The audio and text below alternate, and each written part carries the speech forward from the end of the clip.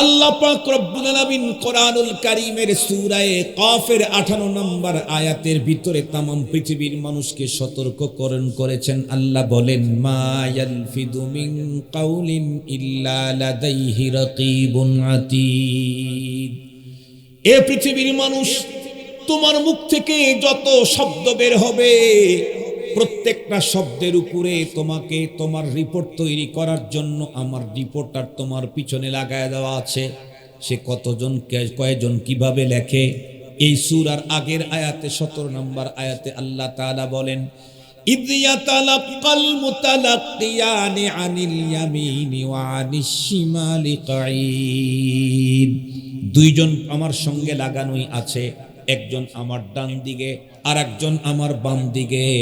এই দুইজন 24 ঘন্টা বন্ধুরা আমার সঙ্গে থেকে থেকে রিপোর্ট করতেছে। কি রিপোর্ট করে, কি জানে, কি করে? কোরআনের আরেক আয়াতে আল্লাহ বলেন, ওয়া ইন্না আলাইকুম লাহাফিদিন কিরামান কাতিবিনা ইয়ালামুনা মা তাফআলুন।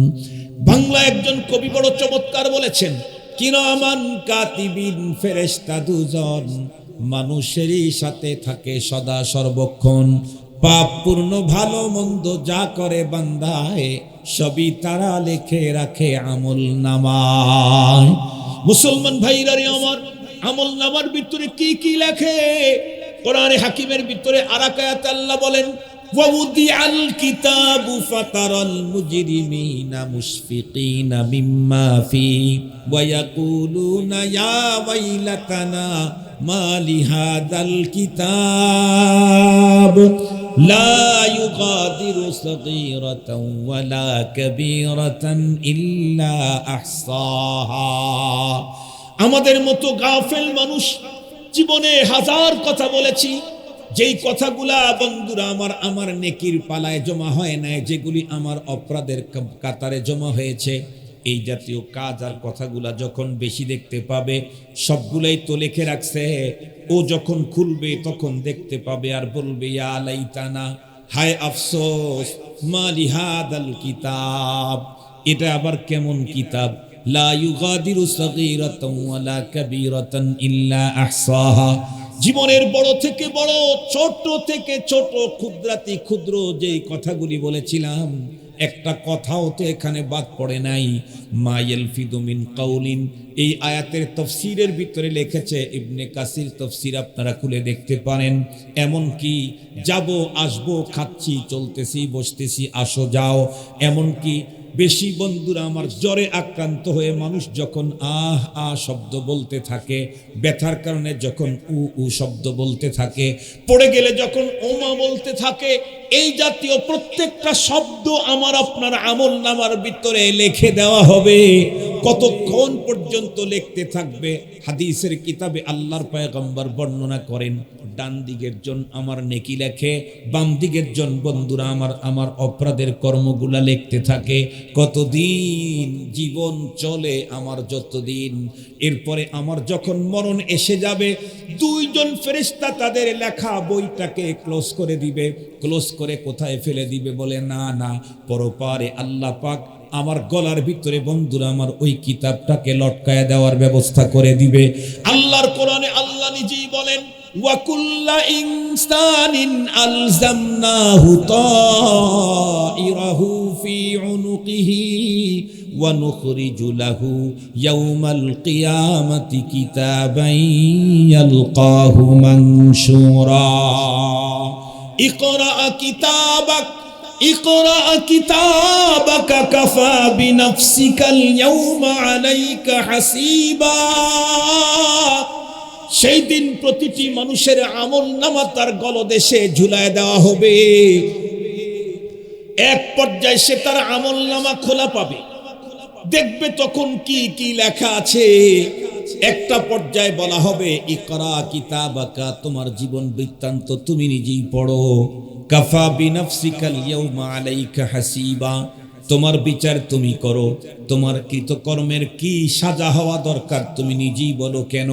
কারণ আল্লাহর কোরআনে আল্লাহ এক জায়গায় বলেন, ওয়াজাদু মা আমিলু হাদিরা, টোটাল লাইফে যত কাজকর্ম আমরা করেছি সবগুলার চিত্র তখন আমাদের সামনে একদম ভেসে আসবে।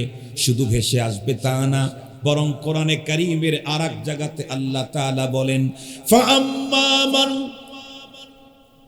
কোরআন শরীফের ভিতরে আল্লাহ তাআলা বলেন ফামান ইয়ামাল মিসকালা দাররাতিন খায়রান ইয়ারাহু ওয়া মান ইয়ামাল মিসকালা দাররাতিন শাররান ইয়ারাহু।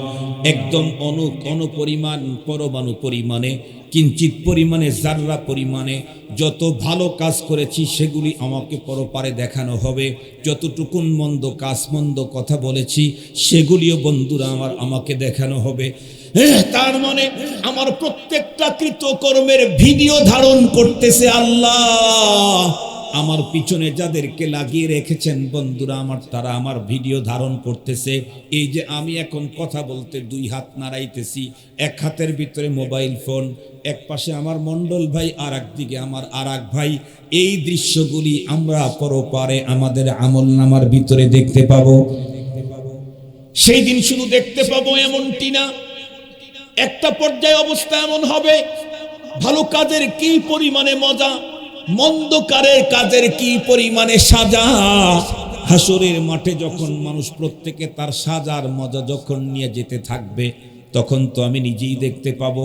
বলা হবে তোমার কিতাব তুমি পড়ো, তোমার জীবন বৃত্তান্ত, লাইফ হিস্টোরি তুমি পড়ো, তোমার বিচার তুমি করো, দেখতেছো তো কোন কাজের কি সাজার কি মজা। সেই দিন আমাদের মতো গাফেল মানুষ যারা কথা বলার সময় কখনোই ভাবতাম না আমার এই কথা এত বড় খারাপ হবে আল্লাহর আদালতে, এই কথার কারণে আমি আজকে ফেঁসে যাব, এই কথা যারা ভাবতাম না, না ভেবে যাচ্ছে তাই জবান দিয়ে বলেছি, তারা তখন বলবে ইয়া লাইতানি লাউলাম উতা কিতাবিয়া, হায় আফসোস আজকে যদি আমাদের জীবন বৃত্তান্ত ভলিউম বইটা না দেওয়া হতো, তাই তো আমাদের জন্য ভালো ছিল। আর যেই মানুষগুলি পরপারে তাদের কর্মের কারণে দেখবে আজকে মুক্তির কোনোই পথ নাই, সেই লোকগুলি তো বলতে থাকবে ইয়া লাইতানি কুনতু তুরাবা, আয় আল্লাহ আজকে যদি মরে মাটি হয়ে যেতাম তাহলেই তো আমাদের ভালো ছিল। মুহতারাম হাজিরিন, অনেক লম্বা কথা শোনার দরকার নাই, কথা যদি অল্প হয়, দিল দিয়ে যদি শুনি আর এই গাইড যদি মেনে চলি, আখলিস দীনাকা ইয়াকফিকাল আমালুল কালিল, আমার অল্প আমল নাজাতের জন্য যথেষ্ট হবে। আসুন আমরা আমাদের জবান থেকে এমন কথা বের করব না যে কথার দ্বারাই দুনিয়াতে আমাকে জুতার মালা পড়তে হয়, যে কথার কারণে মানুষের সামনে আমাকে লজ্জিত হতে হয়, যে কথার কারণে মানুষের সামনে আমাকে ক্ষমা চাইতে হয়, নিজের মান সম্মানকে বিটিয়ে দিয়ে যে কথার কারণে আদালতে আল্লাহর আসামির কাঠগড়ায় আমাকে দাঁড় হতে হয়। এ কারণে রাসূল করিম সাল্লাল্লাহু আলাইহি ওয়াসাল্লাম বুখারী শরীফের হাদিসে আছে, নবীজি বলেন মাইয়াদমান লি মা বাইনা লাহিয়াই ওয়া মা বাইনা রিজলাই আদমান লাহুল জান্নাহ।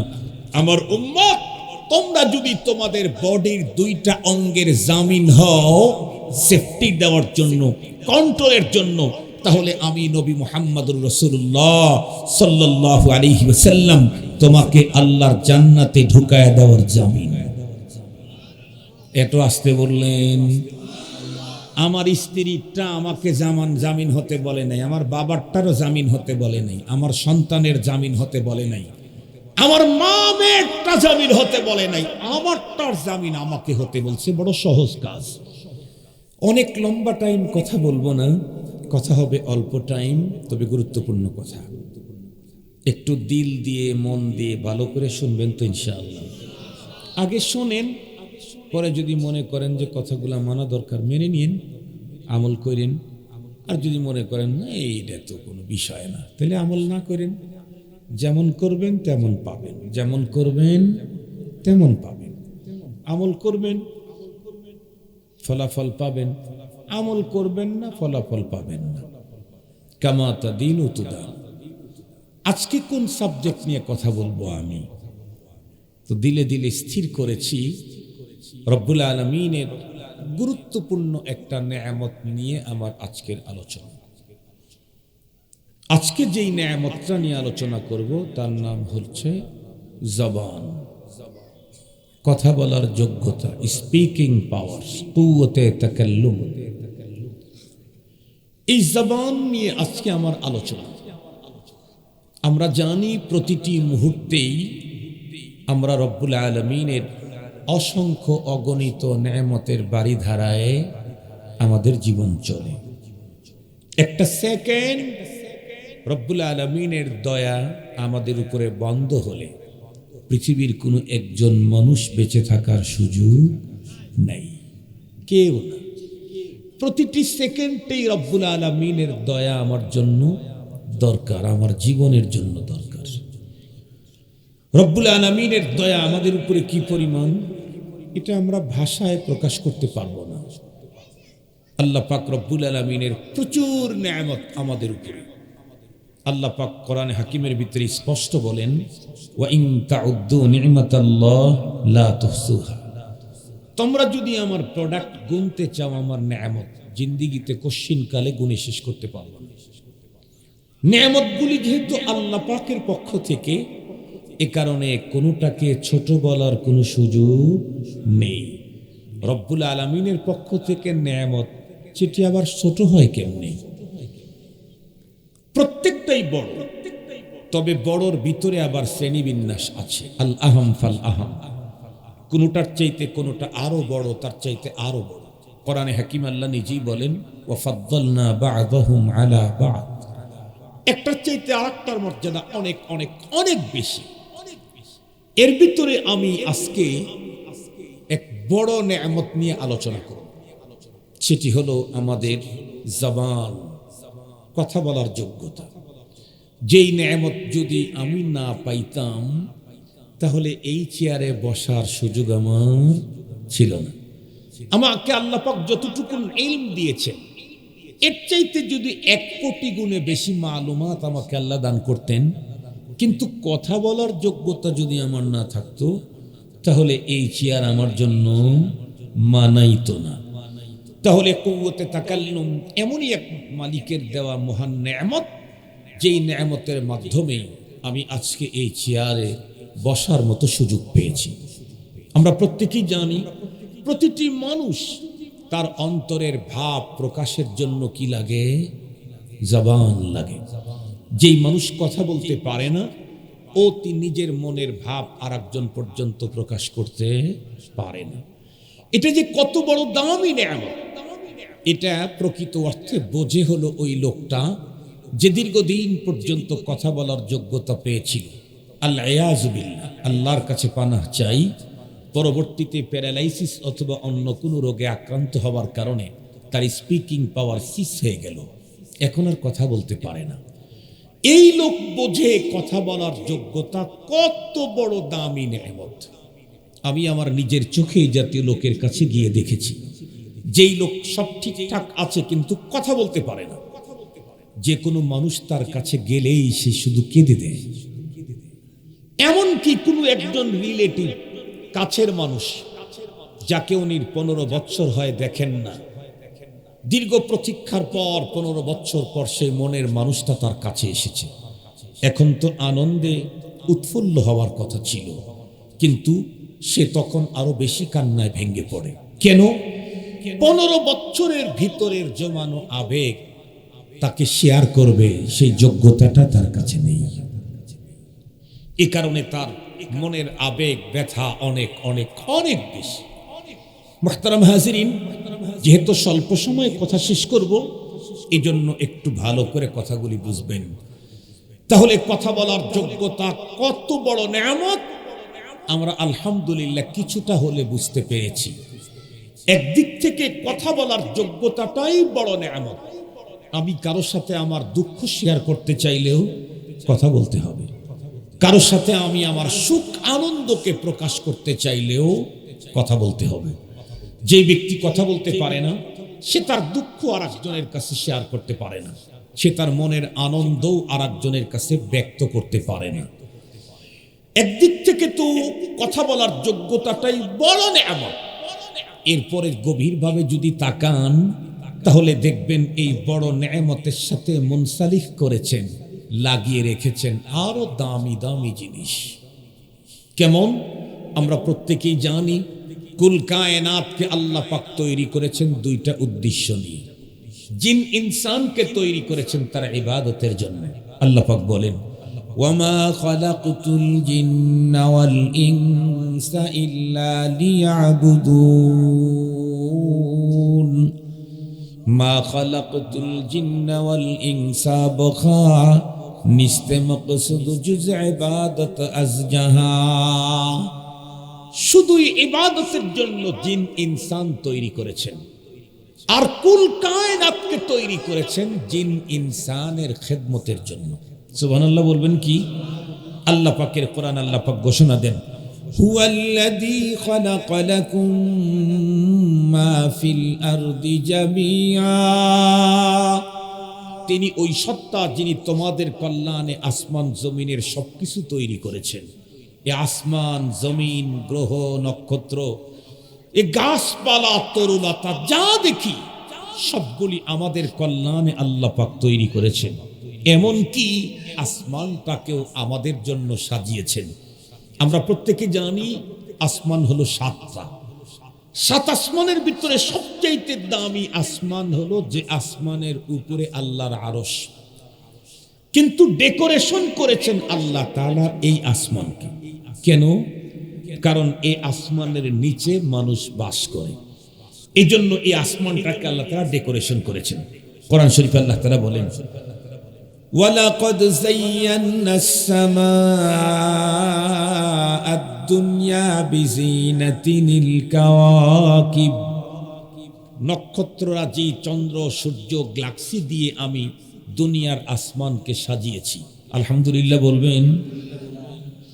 সবকিছু আমাদের কল্যাণে তৈরি, আর আমাদেরকে তৈরি করেছেন আল্লাহর ইবাদতের জন্য। সেই ইবাদতের ভিতরে সবচাইতে শ্রেষ্ঠতম ইবাদত যেটা, আল্লাহ পাকের রাসূল বলেন, قال رسول الله صلى الله عليه وسلم أفضل العبادة تلاوة القرآن। এমনি তো ইবাদতের শ্রেণীবিন্যাস আছে, কোনগুলি ফরায়েজ, কোনগুলি ওয়াজিবাত, কোনটা সুনান ও মুস্তাহাব্বাত। সমস্ত নওয়াফিল সুন্নত মুস্তাহাব ইবাদতের ভিতরে সবচাইতে শ্রেষ্ঠতম ইবাদত হলো কোরআনে পাকের তিলাওয়াত। কোরআনে পাকের তিলাওয়াত কত বড় ইবাদত! একটু যদি ভাবেন, একটু যদি ফিকির করেন, তাহলে প্রতিটি মানুষ প্রতিটি মুহূর্তই কোরআন তেলাওয়াত করতে আগ্রহী হবেন। আল্লাহ পাকের রাসূল আমাদেরকে বলছেন, তাবাররাক বিল কোরআন। এ পৃথিবীর মানুষ, তোমরা বরকত খুঁজো, বরকত। কেউ মাজারে যাও, কেউ বাজারে যাও, কেউ পীরের দরবারে, কেউ অমুকের দরবারে, কেউ তমুকের দরবারে। আমি রাসূল তোমাদেরকে বলছি, বরকত যদি খুঁজো তাহলে আল্লাহর কোরআন দিয়ে বরকত হাসিল করো। কেন? কারণ আল্লাহর কোরআন আল্লাহর জবান থেকে বের হয়ে আসছে, আল্লাহর মুখ থেকে, জবান থেকে বের হয়ে আসছে। আমাদের দেশে অনেক মানুষ কিন্তু বুজুর্গদের, আল্লাহওয়ালাদের ঝুটা খায়। কিছুক্ষণ আগে আমাদের সাংবাদিক আব্দুল্লাহ সরকার সব বললেন না যে আমি বাবুনগরী হুজুরের মুখের লালা খেয়েছি। কেন? বরকতের জন্য। কত মানুষ বুজুর্গদের ঝুটা খায়, ঝুটা ঝুটা বরকতের জন্য। আমি জিজ্ঞেস করতে চাই, বুজুর্গের মুখের সাথে কোনো জিনিস লাগার কারণে সেটাই যদি এত বরকত হয়, যেই জিনিসগুলি আল্লাহর জবান থেকে বের হয়ে আসছে সেটা আমার মুখে লাগলে কি পরিমাণ বরকত হবে? কোরআন শরীফের প্রতিটি আয়াত আল্লাহর জবান থেকে বের হয়ে আসছে। আলহামদুলিল্লাহি রাব্বিল আলামিন প্রথম তো আল্লাহর জবানই বের হয়েছে। আর রহমানির রহিম সর্বপ্রথম আল্লাহর জবানই বের হয়েছে। রব্বুল আলামিনের জবানে যেই কথাগুলি বের হয়েছে সেগুলি যদি আমার জবানে উচ্চারণ করতে পারি তাহলে আমার জন্য বরকত কি পরিমাণ। মুসলমান ভাইরা রে, আমার কথা ভালো করে বুঝবেন। হাদিসে পাকের ভিতরে আল্লাহর পয়গম্বর বলেন, যত ইবাদত আছে সকল নওয়াফিল ইবাদতের ভিতরে সবচাইতে শ্রেষ্ঠতম ইবাদত হলো কোরআনে পাকের তিলাওয়াত। এই পৃথিবীর জিন আর ইনসানদেরকে আল্লাহ পাক রব্বুল আলামিন শুধুমাত্র কেবলমাত্র একমাত্র তার ইবাদতের জন্যই তৈরি করেছেন। আর সেই ইবাদতের ভিতরে সর্বশ্রেষ্ঠটার নাম হলো কোরআনে পাকের তিলাওয়াত। বলুন তো দেখি, এই উন্নত ইবাদত মানুষ তার হাত দিয়ে, পা দিয়ে, পেট দিয়ে, পিঠ দিয়ে, মাথা দিয়ে, চোখ দিয়ে আর কান আর নাক দিয়ে আমল করবে, নাকি এই ইবাদতের জন্য জবান দরকার? জবান এমনিই তো বড় নেয়ামত। এরপরে বন্ধুরা আমার শ্রেষ্ঠ ইবাদত যেটি, সেইটাও করতে চাইলে জবান লাগে। জবান ছাড়া শ্রেষ্ঠতম ইবাদত করা যায় না। শুধু কি তাই, আল্লাহর পয়গম্বর আরো বলেন, আফজালুদ যিকরি লা ইলাহা ইল্লাল্লাহ, সবচাইতে উন্নত মানের জিকির হলো লা ইলাহা ইল্লাল্লাহ। বলুন তো দেখি, উন্নত জিকিরটা যদি কোনো মানুষ করতে চায় তাহলে হাত দিয়ে হবে না পা দিয়ে হবে, পেট দিয়ে হবে নাকি পিঠ দিয়ে হবে, নাকি মাথা দিয়ে হবে, নাকি কান দিয়ে হবে, নাকি নাক দিয়ে হবে, না চোখ দিয়ে হবে, না জবান লাগবে? জবান এমনিই তো বড় একটা নেয়ামত। এরপরে আবার সেই জবান দিয়ে আদায় করা যায় সবচেয়ে শ্রেষ্ঠতম ইবাদত। এরপরে সেই জবান দিয়ে আদায় করা যায়, আমল করা যায় বন্ধুরা আমার শ্রেষ্ঠতম জিকির। শুধু কি তাই না, না, আরো যদি একটু গভীরে ঢোকেন তাহলে দেখবেন জবান কত বড় দামি। আমরা প্রত্যেকেই জানি আল্লাহ পাক কোরআনে পাকে আমাদেরকে অনেক অর্ডার করেছেন, যেমন নামাজ পড়ো, আল্লাহর অর্ডার, রোজা রাখো, আল্লাহর অর্ডার, হজ করো, যাকাত দাও, আল্লাহর অর্ডার, জিহাদ করো, আল্লাহর অর্ডার। কিন্তু এই জাতীয় অর্ডার দিতে গিয়ে আল্লাহ বলেন নাই যে আমি নিজে জিহাদ করি তোমরা জিহাদ করো, আমি নামাজ পড়ি তোমরা নামাজ পড়ো, আমি রোজা রাখি তোমরা রোজা রাখো। কিন্তু একটা হুকুম আল্লাহ পাক কোরআনে হাকিমে আমাদেরকে এমন দিয়েছেন, যেই হুকুমটা আমাদেরকে দেওয়ার আগে আল্লাহ জানায় দিলেন, আমি এবং আমার সমস্ত ফেরেশতাকুল এই কাজটা করে, তোমরাও করো।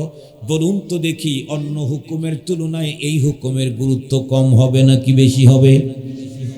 কোন সে আদেশ, যেই আদেশ আল্লাহ তার বান্দাদেরকে দেওয়ার আগে জানাইলেন, আমি নিজে কাজ করি, আমার ফেরেশতাকুল করে, তোমরাও করো।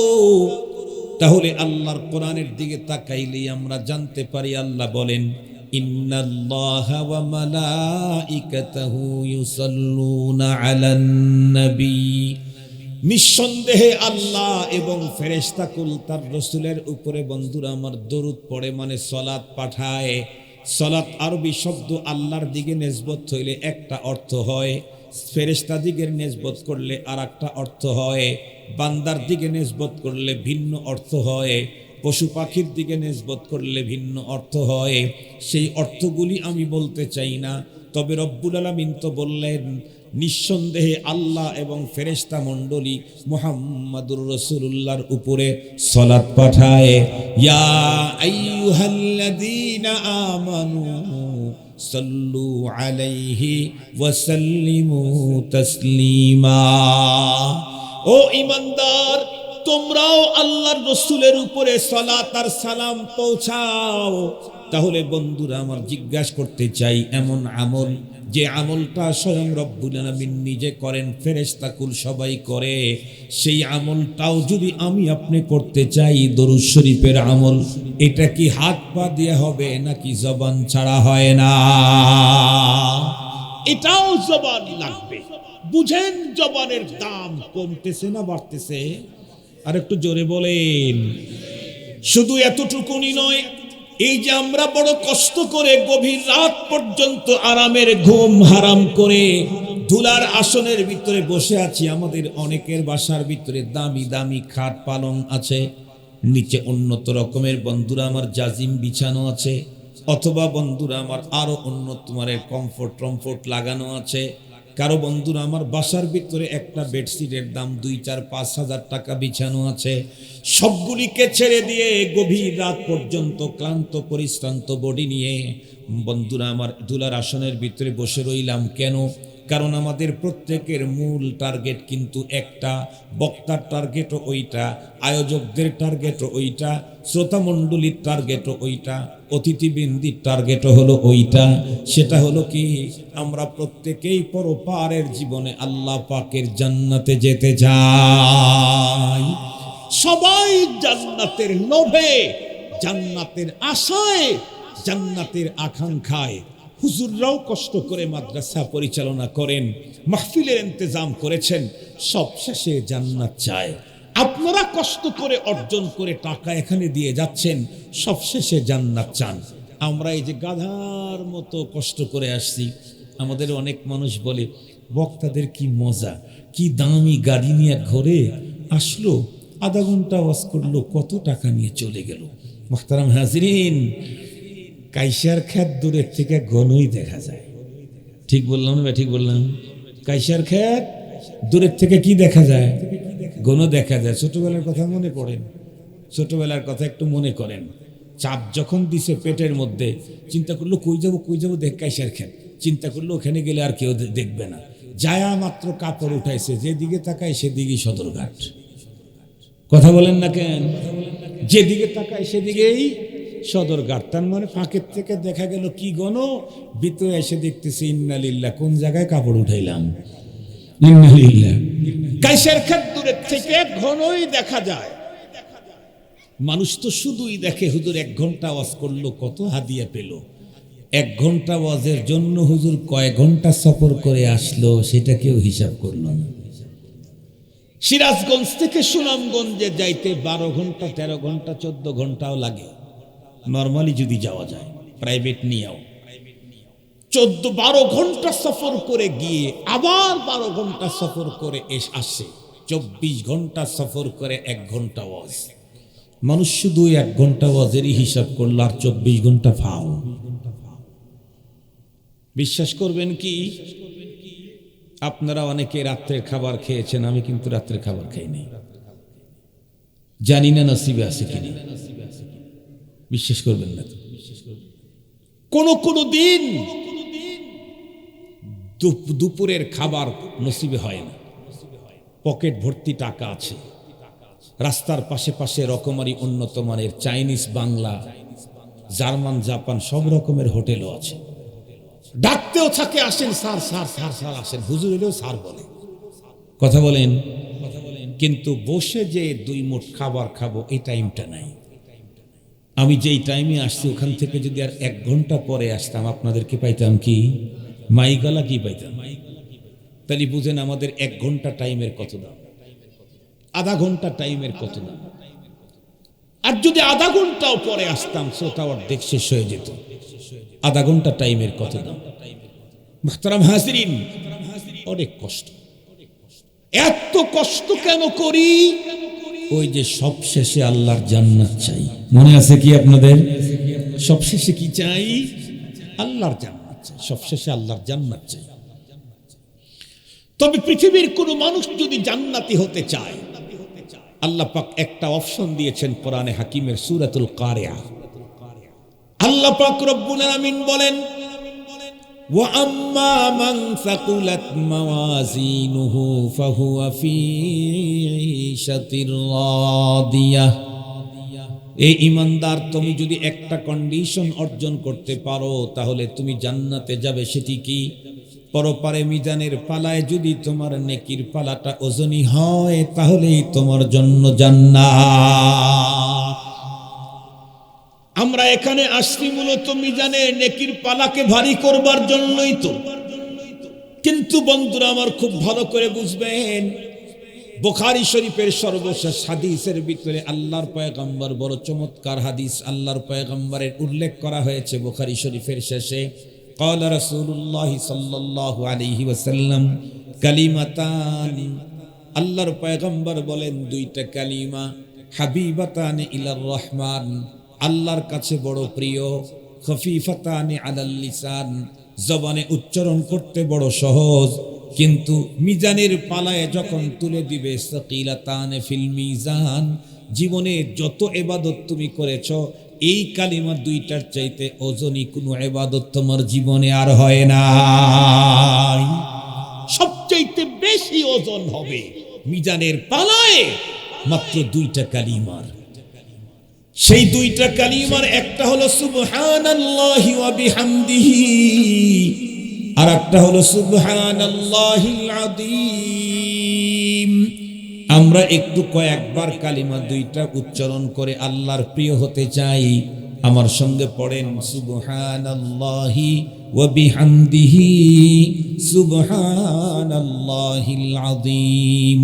মুহাব্বতের সাথে পড়ি সুবহানাল্লাহি ওয়া বিহামদিহি সুবহানাল্লাহিল আযীম। আমরা প্রত্যেকে জান্নাতে যেতে চাই। জান্নাতি হতে চাইলে কোরআনে পাকে আল্লাহ পাক অপশন দিয়ে দিলেন, ফাআম্মা মান সাকুলাত মাওয়াজিনুহু ফাহুয়া ফি ঈশাতির রাদিয়া। তোমাদের যাদের মিজানের নেকির পালা ভারী হবে সেই তো জান্নাতের ভিতরে যাবে।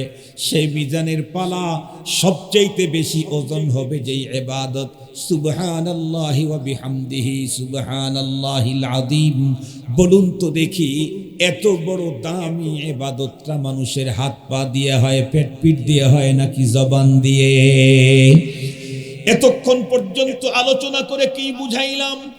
জবান আল্লাহ পাকের এমনই একটা দামি নেয়ামত। এমনিই তো জবান কথা বলার যোগ্যতা, স্পিকিং পাওয়ার কব্বে করিমের বড় নেয়ামত। তারপরে আবার এর সঙ্গে লাগা রাখছেন শ্রেষ্ঠতম ইবাদত, শ্রেষ্ঠতম জিকির।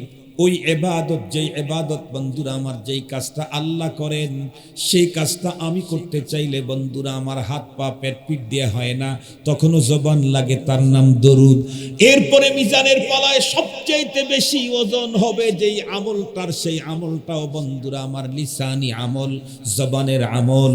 তবে মনে রাখতে হবে মুসলমান, এই জবান যেমন দামি, এটা যদি নষ্ট হয় তাহলে কিন্তু তত সিরিয়াস নষ্ট হয়। দুনিয়াতে যেই জিনিস যত বেশি দামি, এটা নষ্ট হলে তত বেশি সিরিয়াস। বিষয়টা বুঝবার জন্য একটা মিসাল দিই। আমাদের দেশে মানুষ চলাফেরা করার জন্য সবচেয়ে নরমাল বাহন হলো বাইসাইকেল। ঠিক বললাম? বাইসাইকেল থেকে কেউ যদি পড়ে যায়, আর সে যদি একটু শক্তিশালী হয়, বিশেষ করে যুবক যদি হয়, লাভ দিয়ে ওটা ডাইন বাম দিকে তাকায় দেখে কেউ দেখলো নাকি। ঠিক বললাম? কেন? কারণ পড়ে গিয়ে আসলে তেমন কোনো দুঃখ পায় নাই, এজন্য লজ্জা। দুঃখ যদি জাতা মতো পাইতো তাহলে ও মা বলতো, ইন্না লিল্লাহ বলতো। তাকানের টাইম আছে? তাকানের টাইম নেই। মুহতারাম হাজরিন, এর চাইতে একটু বেশি দামি বাহন মোটর সাইকেল। এটা যদি অ্যাক্সিডেন্ট করে লাভ দিয়ে ঘুরে ওঠার সুযোগ খুব কমই থাকে। কথা বলেন না কেন? বাঁকা হয়ে পড়ে থাকে, কখনো কখনো শেষ হয়ে যায়। এর চাইতে দামি প্রাইভেট কার। প্রাইভেট কারের অ্যাক্সিডেন্ট যদি ওই মানের হয় তাহলে মানুষ মারাই যায় বেশি, অ্যাক্সিডেন্ট খুব কম হয়। এর চাইতে দামি হলো প্লেন, উড়োজাহাজ। উড়োজাহাজ যদি অ্যাক্সিডেন্ট হয় বাসে না মরে? এই তো কয়েকদিন আগেই একটা প্লেন অ্যাক্সিডেন্ট হলো বিদেশে। 181 জন প্যাসেঞ্জার ছিল, মাত্র 2 জন বেঁচে আছে। তখন 179 জনই মারা গেছে। ওই 2 জনও শেষ পর্যন্ত বাঁচছে কিনা এই রিপোর্টটা আর আমি জানি না। তাহলে যেই জিনিস যত উন্নত, এটা নষ্ট হলে তত উন্নত। আল্লাহ পাকের রসুল আমাদেরকে সতর্ক করে দিয়ে বলেছেন, আল লিসান জিরমুহু সগীর জুরমুহু কবীর। এই সাবধান থেকো, জবান তোমার দেহের ছোট্ট একটা অঙ্গ, কিন্তু এর অপরাধ কিন্তু ভয়ঙ্কর। হাতের চাইতে, পায়ের চাইতে, বডির চাইতে জবানের অপরাধ ভয়ঙ্কর। জবানের অপরাধ কত বড় ভয়ঙ্কর, এইটা যদি আমি আপনাদেরকে 5 দিন পর্যন্ত ওয়াজ করে বুঝাই, যতটুকু না বুঝবেন, বিগত পতিত সরকার প্রধান হাসিনাকে ফোন দিলে 1 মিনিটেই বুঝায় দিবে যে জবানের অপরাধ কত বড় ভয়ঙ্কর। বুঝেন নাই তো এখনো, এই জন্য ঠিক বলতে দেরি হয়েছে। বিগত পতিত সরকার বিগত 15.5 বছর কি পরিমাণে জুলুম, গুম, খুন, নির্যাতন, অর্থ আত্মসাৎ, অর্থ পাচার, চুরি, বাটপাড়ি করেছে। আপনারা তো জানেন, পিলখানা ট্রাজেডি, এরপরে শাপলা ট্রাজেডি, এরপরে বাংলাদেশের একজন তাফসীর জগতের একজন প্রথম সারির একজন মুফাসসিরকে রায় প্রদান উপলক্ষে কত মানুষের প্রাণহানি, এরপরে মোদিকে বাংলাদেশে আমন্ত্রণকে লক্ষ্য করে আরো কত মানুষের প্রাণহানি, এরপরে ভাস্কর্যের নামে মূর্তি প্রতিষ্ঠা করতে গেলে উলামায়ে কেরাম যখন সঠিক সুন্দর কথা বলল, তখন এটাকে নিয়ে আবার নতুন করে নাটক সাজিয়ে কত মানুষের প্রাণহানি, কত নিরীহ আলেমদেরকে শুধুই মাত্র কেবলমাত্র রাজনৈতিক উদ্দেশ্য প্রণোদিত ভাবেই নিরপরাধ মানুষদেরকে ভয়ঙ্কর ভয়ঙ্কর অপরাধের কথা বলে অসম্মানী করার জন্য তাদেরকে অ্যারেস্ট করা হলো। দেখেছেন আপনারা বিগত সময়ে যেই সমস্ত আলেমরা জোরে হাইটাই যাইতে পারে না, যেমন খালেদ সাইফুল্লাহ আইয়ুবী, এই মানুষটার তো বডি, তারপরে পা ভাঙ্গা, হাতে সমস্যা, এমনি হেঁটে যেতে পারে না, তাকে ডান্ডা বেড়ি দিয়ে আদালতে উঠানো শুধুই মস্করা ছাড়া আর কিছুই ছিল না। মুহতারাম হাজিরিন, খুব ভালো করে বুঝবেন, এরপরে লক্ষ কোটি টাকা দেশ থেকে পাচার করেছে। সারা জীবন একেবারে সর্বোচ্চ চেয়ার থেকে গ্রামের ছোট্ট পর্যন্ত সবাই তো তসবিহ গাইতো, উন্নয়ন উন্নয়ন উন্নয়ন। উন্নয়ন অবশ্যই হয়েছে, তবে দেশের যতটুকু উন্নয়ন হয়েছে তার চাইতে বেশি হয়েছে তার দলীয় নেতা কর্মী সরকারের আমলা কামলাদের। এ বক্তব্য আমার না, এ বক্তব্য বিগত পতিত সরকার প্রধানের বক্তব্য। বিগত পতিত সরকার প্রধানের বাড়ির একটা কাজের লোক, তার অ্যাকাউন্টেও কয় হাজার কোটি, কয়শো কোটি, 400 কোটি, 400 কোটি, 400 কোটি টাকা যদি কোনো কাজের লোকের হয়, তাহলে উন্নয়নটা কি পরিমাণে হয়েছে বলেন? এজন্যই বললাম, রাষ্ট্রের যতটুকু উন্নয়ন হয়েছে তার চাইতে বেশি উন্নয়ন তাদের হয়েছে। মুহতারাম হাজিরিন, এত কিছু করলো, দেশের হাজার হাজার কোটি টাকা লুট করে নিয়ে গেল, কিছুই হলো না। কিন্তু শেষ পর্যন্ত এসে বক্তব্য দিতে গিয়ে শুধু একটা কথা বলল, অমকের ছেলেদেরকে চাকরি দেব নাকি অমকের বাচ্চাদেরকে দেব। এক শব্দেই সব তছনছ হয়ে গেল। এজন্য একজন বিজ্ঞ বিচক্ষণ লোকেরা বলেন, সালাতাতুল্লাহ তাউদ, তিনটা জিনিস এমন আছে যেটা জায়গা থেকে চলে গেলে আর জীবনে ফেরানো যায় না। তার ভিতরে নাম্বার 1, আল কালিমাতু ইদান তালাকাত, জবান থেকে কোনো কথা যখন বের হয়ে যায় ওইটা আর ফিরানো যায় না। এজন্য কথা বলার আগে আমাকে ভাবতে হবে, আমি যে কথা বলছি সেই কথার কারণে আমাকে তো মানুষের সামনে অসম্মানী হতে হবে না, আমার কথা তো আমার গলায় জুতার মালা পরাইয়া দিবে না, আমার বক্তব্যের কারণে জাতির সামনে লজ্জিত হতে হবে না, আমার বক্তব্যের কারণে আল্লাহর আদালতে আসামির কাঠগড়ায় তো দাঁড় হতে হবে না। এই কথাগুলি আগে ভাবা দরকার। বিগত পতিত সরকারের প্রধান, পাওয়ারফুল একজন নেত্রী তামাম ওয়ার্ল্ডে। মাঝে মাঝে বিশ্বের জরিপ আমরা দেখতাম যে বর্তমান পৃথিবীতে প্রভাবশালী 10 নেতার একজন উনি, 8 নেতার একজন উনি, 12 নেতার একজন উনি। এরপরে তার বাবা ছিল বাংলাদেশের স্বাধীনতার স্থপতি, আর একদম সুইপার থেকে শুরু করে সুপ্রিম কোর্টের প্রধান বিচারপতি পর্যন্ত সব জায়গায় সাজানো গোছানো তার লোক বসানো। এরপরেও একটা শব্দের কারণে 50 সাল পর্যন্ত বাধা স্বপ্ন তছনছ হয়ে 50 মিনিটও পেল না, 50 মিনিটও পায় নাই। এমনকি আল্লাহর বান্দি রান্না করছিল বড় আদর করে, আবেগ নিয়ে, দুপুরের খাবারটা খাবে, কিন্তু রান্না করলো একজন, খাইলো আর একজন। দেখেন নাই আপনারা, বাচ্চা কাচ্চারা ওগুলা খাইতেছে। আমি অবশ্য একটু ভয় পেয়ে গিয়েছিলাম। কেন?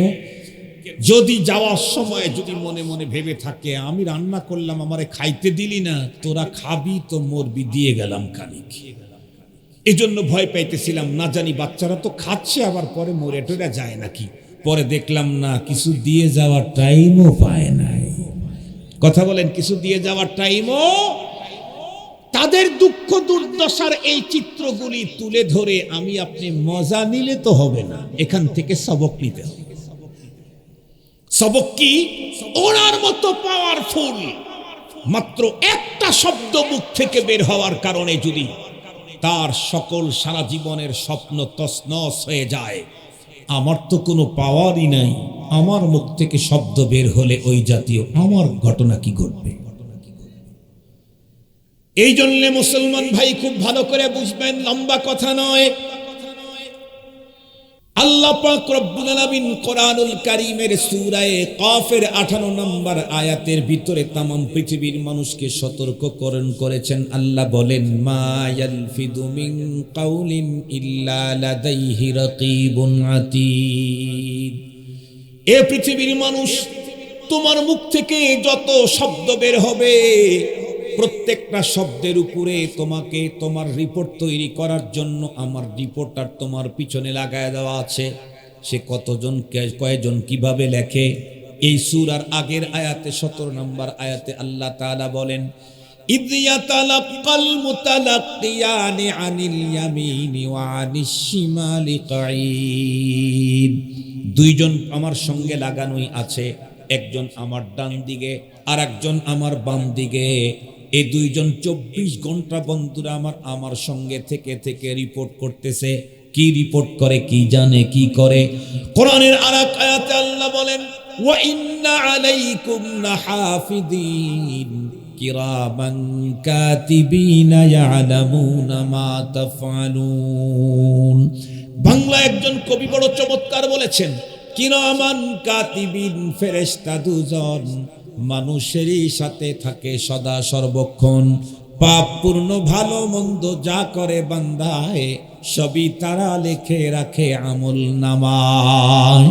মুসলমান ভাইরা রে আমার, আমল নামার ভিতরে কি কি লেখে?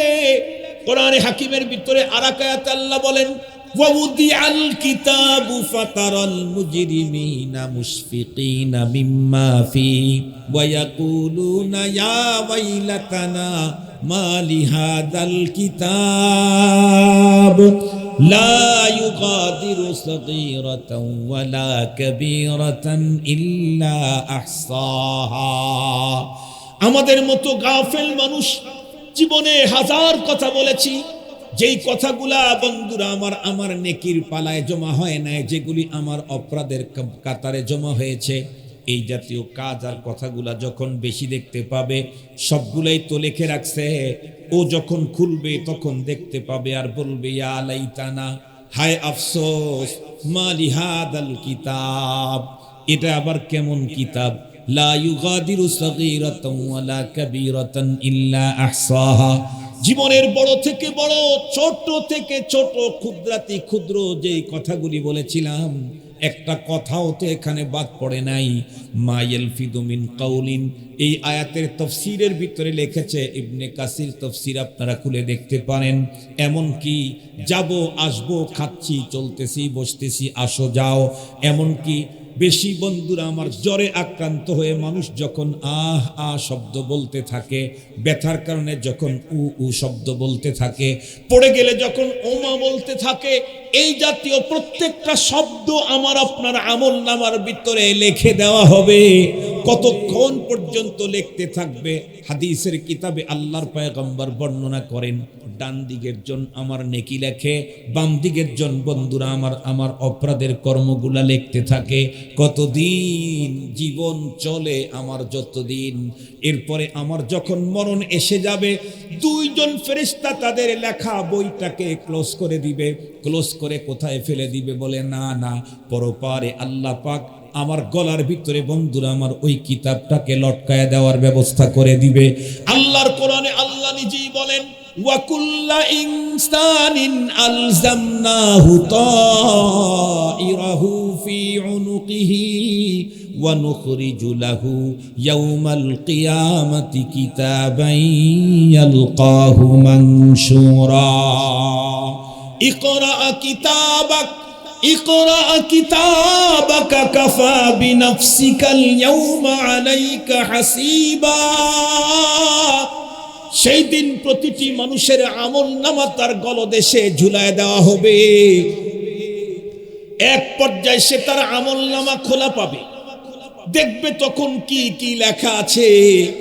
একটা পর্যায়ে বলা হবে ইকরা কিতাবাকা, তোমার জীবন বৃত্তান্ত তুমি নিজেই পড়ো। কাফা বিনাফসিকাল ইয়াউমা আলাইকা হাসিবা, তোমার বিচার তুমি করো, তোমার কৃতকর্মের কি সাজা হওয়া দরকার তুমি নিজেই বলো। কেন? কারণ আল্লাহর কোরআনে আল্লাহ এক জায়গায় বলেন ওয়াজাদু মা আমিলু হাদিরা, টোটাল লাইফে যত কাজকর্ম আমরা করেছি সবগুলার চিত্র তখন আমাদের সামনে একদম ভেসে আসবে। শুধু ভেসে আসবে তা না, বরং কোরআনে কারীমের আরেক জায়গাতে আল্লাহ তাআলা বলেন ফাআম্মা মান, কোরআন শরীফের ভিতরে আল্লাহ তাআলা বলেন ফামান ইয়ামাল মিসকালা দাররাতিন খায়রান ইয়ারাহু ওয়া মান ইয়ামাল মিসকালা দাররাতিন শাররান ইয়ারাহু। একদম অনুপরিমাণ, পরমাণু পরিমাণে, কিঞ্চিত পরিমাণে, জাররা পরিমাণে যত ভালো কাজ করেছি সেগুলি আমাকে পরপারে দেখানো হবে। যতটুকুন মন্দ কাজ, মন্দ কথা বলেছি সেগুলিও বন্ধুরা আমাকে দেখানো হবে। তার মানে আমার প্রত্যেকটা কৃতকর্মের ভিডিও ধারণ করতেছে আল্লাহ।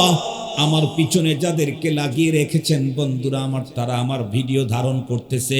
এই যে আমি এখন কথা বলতে দুই হাত নাড়াইতেছি, এক হাতের ভিতরে মোবাইল ফোন, এক পাশে আমার মন্ডল ভাই, আর একদিকে আমার আর এক ভাই। এই দৃশ্যগুলি আমরা পরপারে আমাদের আমলনামার ভিতরে দেখতে পাবো। সেই দিন শুধু দেখতে পাবো এমনটি না, একটা পর্যায়ে অবস্থা এমন হবে ভালো কাজের কি পরিমাণে মজা, মন্দ কাজের কি পরিমাণে সাজা। হাসরের মাঠে যখন মানুষ প্রত্যেকে তার সাজার মজা যখন নিয়ে যেতে থাকবে, তখন তো আমি নিজেই দেখতে পাবো। বলা হবে তোমার কিতাব তুমি পড়ো, তোমার জীবন বৃত্তান্ত, লাইফ হিস্টোরি তুমি পড়ো, তোমার বিচার তুমি করো। দেখতেছো তো কোন কাজের কি সাজার কি মজা। সেই দিন আমাদের মতো গাফেল মানুষ যারা কথা বলার সময় কখনোই ভাবতাম না আমার এই কথা এত বড় খারাপ হবে আল্লাহর আদালতে, এই কথার কারণে আমি আজকে ফেঁসে যাব, এই কথা যারা ভাবতাম না, না ভেবে যাচ্ছে তাই জবান দিয়ে বলেছি, তারা তখন বলবে ইয়া লাইতানি লাউলাম উতা কিতাবিয়া, হায় আফসোস আজকে যদি আমাদের জীবন বৃত্তান্ত ভলিউম বইটা না দেওয়া হতো তাই তো আমাদের জন্য ভালো ছিল। আর যেই মানুষগুলি পরপারে তাদের কর্মের কারণে দেখবে আজকে মুক্তির কোনোই পথ নাই, সেই লোকগুলি তো বলতে থাকবে ইয়া লাইতানি কুনতু তুরাবা,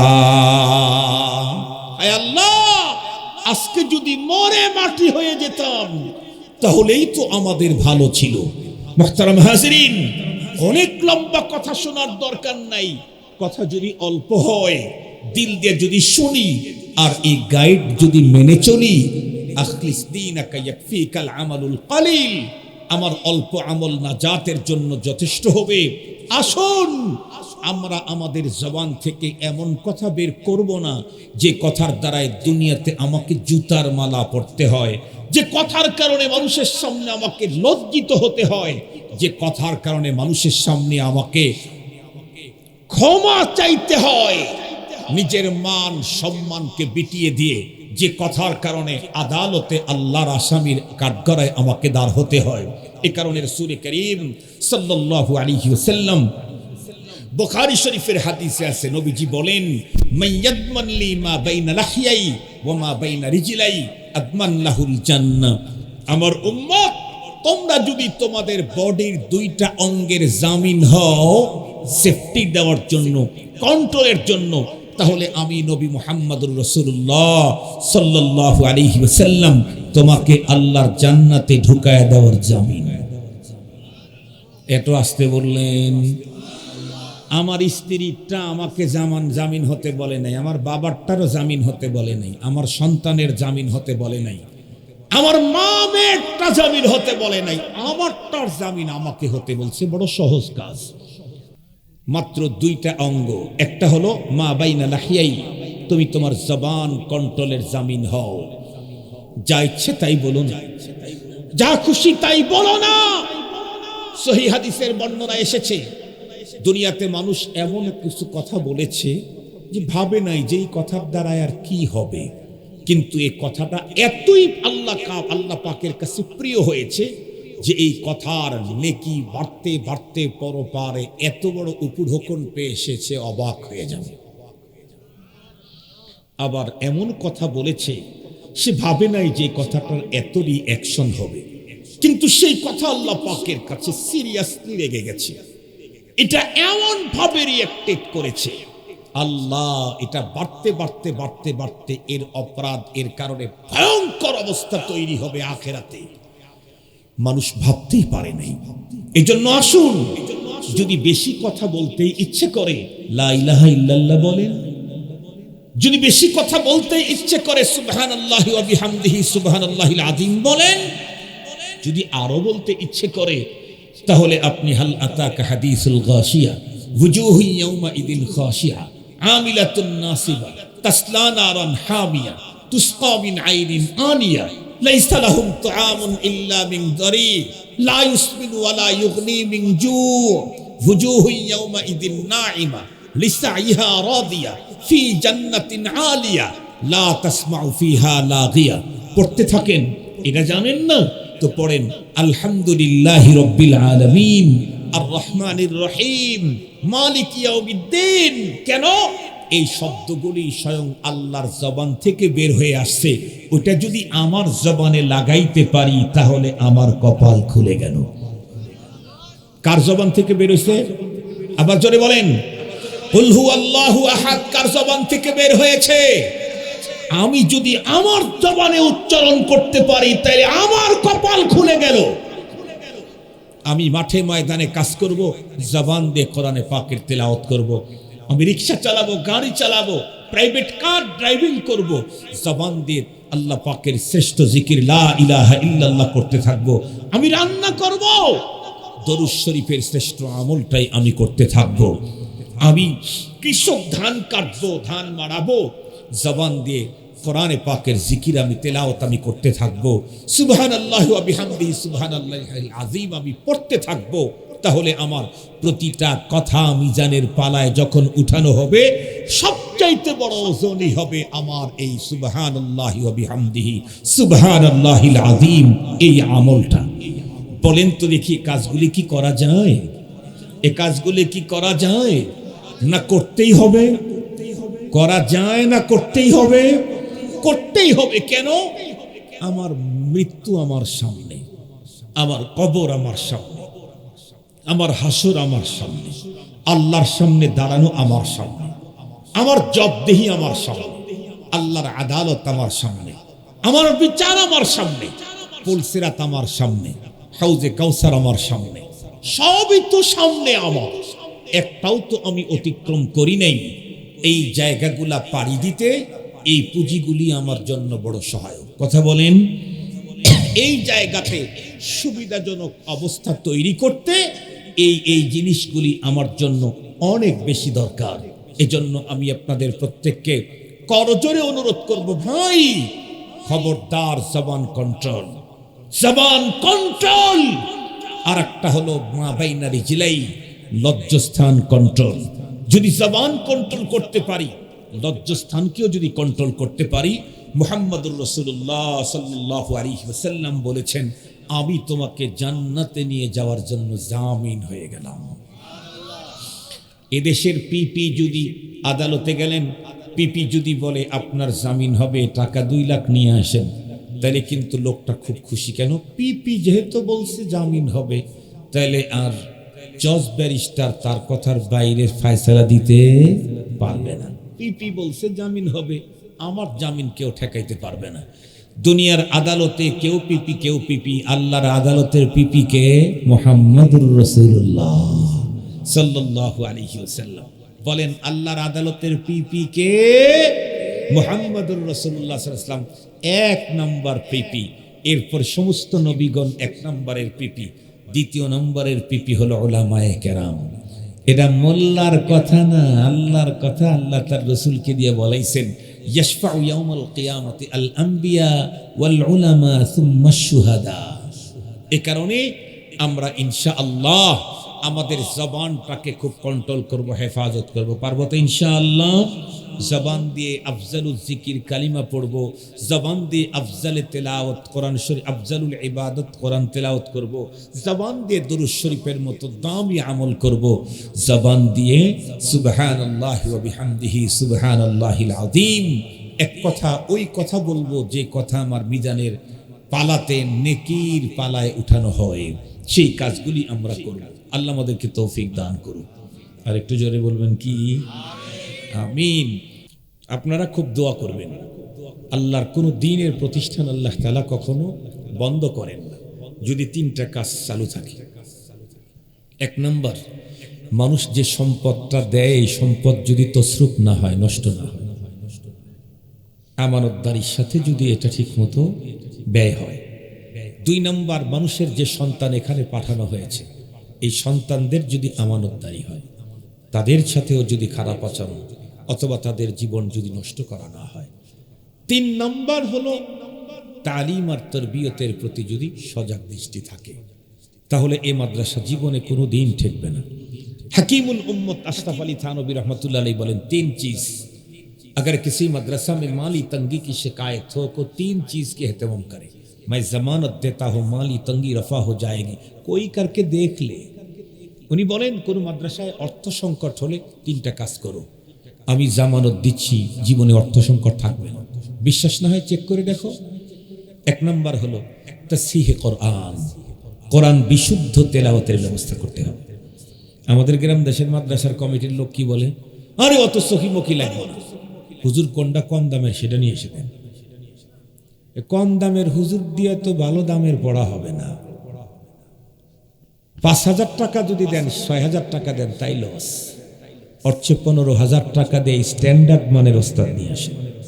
১৫,০০০-এর পুরো ১৫,০০০-ই আপনার কাজে লাগবে। দুই নম্বর হলো তাজিমে কোরআন। আল্লাহর কোরআনের যত কফি মাদ্রাসায় আছে এগুলা ইজ্জত করতে হবে। ওইখানে ছেঁড়া পড়ে আছে, ওইখানে নিচে পড়ে আছে, ওইখানে ৩ পৃষ্ঠা পড়ে আছে, ওইখানে ৫ পৃষ্ঠা পড়ে আছে। আল্লাহর কোরআন যারা অবহেলা করে আল্লাহ তাদেরকে বরকত দেয় না। চতুর্থ নম্বর, ৩ নম্বর হলো তাকরিমে হামিলে কোরআন। এটা আপনাদের জন্য দরকার। যারা কোরআন পড়ে আর পড়ায় তাদেরকে খুব শ্রদ্ধা করবেন, খুব শ্রদ্ধা করবেন। যারা কোরআন পড়ে আর পড়ায়, কোরআন ওয়ালাকে যদি মুহাব্বত করেন, একদিন না একদিন আপনার ঘরে হাফেজে কোরআন আলেমে দিন তৈরি হবেই হবে। যত টাকার মালিকই হন, আলেমদেরকে যদি আপনি অপছন্দ করেন, জীবনেও আপনার ঘরে কোনো হাফেজ আলেম তৈরি হবে না। একটা কথা বলে শেষ করে দিচ্ছি, অনেক সময় কিন্তু গ্রামগঞ্জে এরকম হয়, ছোট বাচ্চা দাদির কোলে আছে, বাবাও হাত পাচ্ছে, চাচাও হাত আগায় দিছে, ছোট বাচ্চা বাবারে রেখে চাচার কোলে যায়। এরকম ঘটনা ঘটে না? ঘটে না কেন? এ ঘটনা কেন ঘটে? এ ঘটনা ঘটে হলো তার কারণ একটাই, বাবা জন্মদাতা বাবা হলে কি হবে, এই ছেলের পিছনে সে সময় দেয় নাই, তার চাইতে ওর চাচাই সময় বেশি দিয়েছে। ঠিক, চাচাই তাকে সময় বেশি দিয়েছে। চাচা তাকে আদর করেছে, সোহাগ দিয়েছে, চুমু খেয়েছে, চকলেট কিনে দিয়েছে। বাবা জন্মদাতা হলে কি হবে, তারে সময় দেয় নাই, চকলেট খাওয়ায় নাই, কোলে নেয় নাই। এই জন্য বাবাও হাত পাচ্ছে, চাচাও হাত পাচ্ছে। ছোট্ট ছেলেও তখন বাবার কোলে যায় না, চাচার কোলে যায় না। ছোট্ট বাচ্চাটাও তার কাছে যায় যে তাকে মায়া করে, স্নেহ করে, মোহাব্বত করে। সঙ্গত কারণে আপনার ঘরে আলেম যাবে কখন, আলেমের প্রতি মায়া মোহাব্বত দেখাবেন যখন তখন। তাহলে আপনার ঘরে আলেম তৈরি হবে, তাহলে আপনার ঘরে মুহাদ্দিস তৈরি হবে, বিশ্বনন্দিত হাফেজ তৈরি হবে। মনে থাকবে তো? এই জন্য আলেমের প্রতি হক্কানি আলেম। হ্যাঁ, হুজুর যদি বন্ড হয় তাহলে তো আর শ্রদ্ধা দেখানোর দরকার নেই। হক্কানি আলেম, আলেম বা আমল, জীবনে কোনোদিন তার প্রতি কোনো রাজনৈতিক কারণে, সামাজিক কারণে, অন্য কোনো কারণে কখনোই সম্পর্ক খারাপ করবেন না। কারণ বলুন তো দেখি, আমার সন্তানকে পিটায় আমার বন্ধু হতে পারবেন? আমার সন্তানকে পিটায় আপনি আমার বন্ধু হতে পারবেন? ওলামায়ে কেরাম আল্লাহ পাকের পরিবারের লোক, তাদের সাথে সম্পর্ক করে কখনো আল্লাহকে আপন করা যায় না। আল্লাহ পাক আমাদেরকে আলোচিত কথা বুঝায়, এর উপরে আমল করবার তৌফিক দান করুক। মহিলাদের থেকে কয় টাকা? এত কম মহিলা, সব গরিব। তো এর আগেও আসছে, মেয়েদের পক্ষ থেকে অনেকগুলি টাকা আসছে, গুনলে কিন্তু বেশি হবে না। অনেকগুলি টাকা আসছে, কিন্তু গুনলে খুব বেশি হবে না। 1000 হওয়াটাই কঠিন। 720 টাকা, মানে টাকা নাড়তে নাড়তে না মোটামুটি হাতে নিলে বোঝা যায় আর কি। 720 টাকা আসছে, আলহামদুলিল্লাহ। আপনারা মা খালাদেরকে টাকা দেন না, দিব কোত্থেকে? এই অঞ্চলে তো আর সবাই চাকরি করে না। মাঝে মাঝে টাকা দিয়েন, যাদের সুযোগ আছে মান্থলি কিছু দিয়েন স্ত্রীকে। আপনার সুযোগ আছে আপনি 200 টাকা দিন, একজনের সুযোগ আছে 20টা টাকা দিন। তারও তো মনে কিছু খেতে ইচ্ছে করে, কোনো জায়গায় দিতে ইচ্ছে করে, কথা বলেন না কেন? আপনি একাই সংসার চালান না, স্ত্রীরও অবদান আছে। আরে ভাই কথা বলেন না কেন? আপনি একাই সংসার চালান না, স্ত্রীর অবদান আছে। স্ত্রীর অবদান আছে, অনেক বড় অবদান আছে সংসার ফ্যামিলির ব্যাপারে। এই জন্য সব টাকা শুধু আপনার পকেটে নিয়ে আপনি মাতব্বরি করবেন, তারে মাঝে মাঝে কিছু দিয়েন ইনশাআল্লাহ। দেখেন আগামী বছর বলবো যে বাসে হুজুরকেই দাওয়াত দিয়ে নিয়ে আসো। আর এক আল্লাহর বান্দা মসজিদের মুয়াজ্জিন সাহেব আলহামদুলিল্লাহ 1000 টাকা দিয়েছে, আল্লাহ তাআলা দান কবুল করুন। তো আর কিছু? মাশাআল্লাহ, অনুমতি হয়েছে, এখন দোয়া করব। আর তো কারো কোনো কথা নেই? আর কারো কথা নেই? তো আমি আমার জন্য দোয়া চাই, আমার আব্বা আম্মার জন্য দোয়া চাই, আমার পুরা পরিবারের জন্য দোয়া চাই, তামাম পৃথিবীর মজলুম মুসলমানদের জন্য দোয়া চাই, বিশেষ করে গাজার মুসলমানদের জন্য দোয়া চাই। আমেরিকার নতুন প্রেসিডেন্ট ট্রাম্প কিছুদিন আগেই বলেছিল গাজাকে নরক করবে, নরক। আল্লাহর কি কুদরতের খেলা, ওর দেশেই আগুন জ্বলছে এখন, আগুন আগুন আগুন পুড়ে ছারখার হচ্ছে। আমেরিকার অ্যাঞ্জেল সিটি সম্ভবত আগুন জ্বলতেছে এখন। কিসের মসজিদের না মাদ্রাসার? মাদ্রাসার 3য় তলার কাজ চলবে, 200 ব্যাগ সিমেন্ট লাগবে। আপনারা মানসিক প্রস্তুতি নিয়ে থাকেন। এবং বাজারে মিনিমাম 200 দোকান তো আছেই বাজারে, হ্যাঁ বেশি আছে না? তাইলে আর কোনো পেরেশানি নেই। কাজ শুরু করেন, সব দোকানে যাবেন, 1 বস্তা করে সিমেন্ট দিয়ে দিবেন ইনশাআল্লাহ। ইনশাআল্লাহ কাজ শুরু করলে 200 ব্যাগ সিমেন্ট জি জি জি চাইলেই দিয়ে দিবে ইনশাআল্লাহ, এটা কোনো পেরেশানি নেই। আপনারাও আপনাদের নলেজে রাখেন যে মাদ্রাসার 3য় তলার কাজ শুরু হবে, 200 ব্যাগ সিমেন্ট লাগবে। আপনার 200 ব্যাগ দেয়া লাগবে না, আপনি 1 ব্যাগ করে দেন সবাই, দেখেন 200 ব্যাগ হয় আর 200 ব্যাগ বেঁচে যাবে ইনশাআল্লাহ। আলহামদুলিল্লাহি রাব্বিল আলামিন ওয়াসসালাতু ওয়াসসালামু আলা সাইয়্যিদিল আমবিয়া ওয়াল মুরসালিন ওয়া আলা আলিহি ওয়া আসহাবিহি আজমাইন। ربنا ظلمنا أنفسنا وإن لم تغفر لنا وترحمنا لنكونن من الخاسرين. ربنا لا تزغ قلوبنا بعد إذ هديتنا وهب لنا من لدنك رحمة إنك أنت الوهاب. اللهم حبب إلينا الإيمان وزينه في قلوبنا وكره إلينا الكفر والفسوق والعصيان. اللهم نور قلوبنا بنور القرآن وزين أخلاقنا بزينة القرآن ونجنا من النار بالقرآن ونجنا من النار بالقرآن وأدخلنا الجنة بالقرآن. اللهم إنك عفو كريم تحب العفو فاعف عنا. رب ارحمهما كما ربياني صغيرا. ربنا هب لنا من أزواجنا وذرياتنا قرة أعين وجعلنا للمتقين إماما. رب العالمين এতদ অঞ্চলের ঐতিহ্যবাহী একটি খালেস দ্বীনি বিদ্যাপীঠ নিমগাছি বাজার মাদ্রাসার ইন্তেজামে আয়োজিত সালানা ওয়াজ মাহফিল রাত্রি গভীর 12টা পেরিয়ে গেছে। আল্লাহ গভীর রাত পর্যন্ত তোমার নেককার পরহেজগার দিনদার বান্দা বান্দিদেরকে নিয়ে কোরআনী আলোচনা করা শোনার পর ভিক্ষুকের মতো সম্মিলিত হাত দুখানি আরশের দিকে উঠাইলাম। মেহেরবানি করে আমাদের প্রত্যেকের আশা বসা আজকের ইন্তেজাম এবং দ্বীনি এই ইদারা কবুল করে নাও। রব্বুল আলামিন আমাদের প্রত্যেকের তামাম জীবনের সমুদয় গুনাহগুলি মাফ করে দাও। আল্লাহ, আমাদের আপনজন যারা দুনিয়া ছেড়ে অন্ধকার কবরে চলে গেছে তাদের প্রত্যেককে চিরস্থায়ী ক্ষমা করে কবরগুলি জান্নাতের বাগান বানিয়ে দাও। রব্বুল আলামিন আমাদের ছেলে মেয়ে ভাই বেরাদার বন্ধু বান্ধব স্ত্রী পুত্র কন্যা দেশে বিদেশে যারা আছে তাদের প্রত্যেককে সুস্থতার সঙ্গে নেক হায়াত বাড়ায়া দাও। তাদেরকে নেক জিন্দেগি নসিব করো আল্লাহ।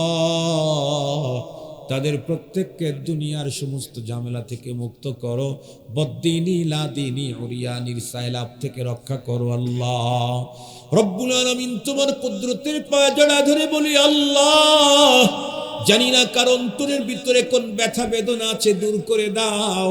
জানি না কার অন্তরের ভিতরে কোন বৈধ তামান্না আছে কবুল করে নাও। জানি না কার ঘরের ভিতরে যুবতী কন্যা আছেন নেককার পাত্রের ব্যবস্থা করে দাও।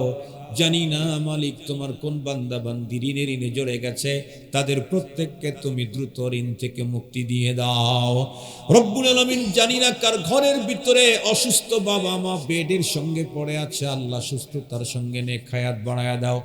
হায়াত যদি না থাকে মালিক তুমি খাতমা বিল খায়ের নসিব ফরমায়া দাও গো আল্লাহ।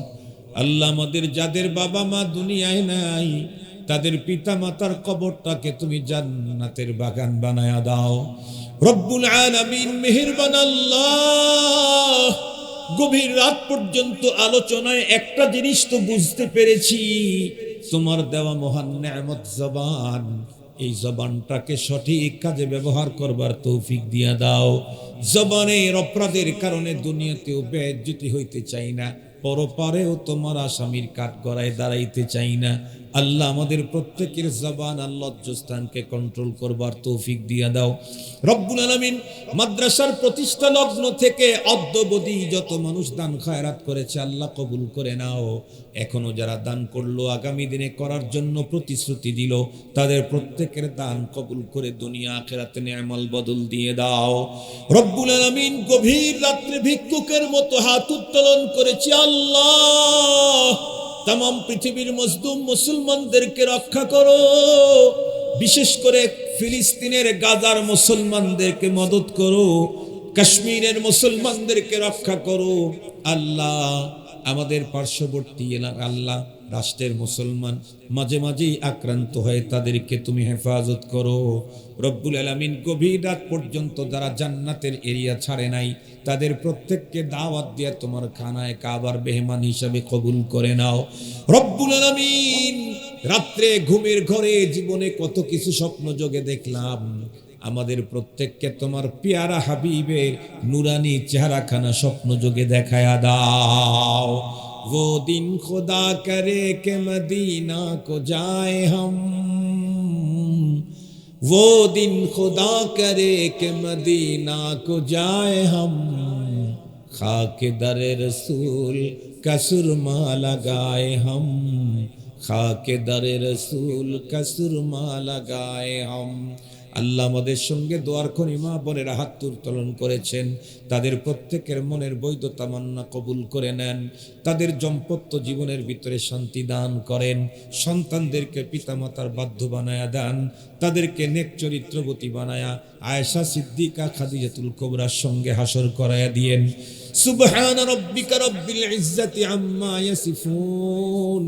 রব্বে কারীম, মুনাজাতের পরে আমরা প্রত্যেকে গন্তব্যের দিকে রওনা করব। আপনি নিজে সিকিউরিটি নিরাপত্তা দিয়ে অত্যন্ত নিরাপদের সঙ্গে আমাদেরকে গন্তব্য পৌঁছিয়ে দিয়েন। সাল্লাল্লাহু তাআলা আলা খায়রি খালকিহি মুহাম্মাদিন ওয়া আলিহি ওয়া আসহাবিহি আজমাইন বিরহমাতিকা ইয়া আরহামার রাহিমিন।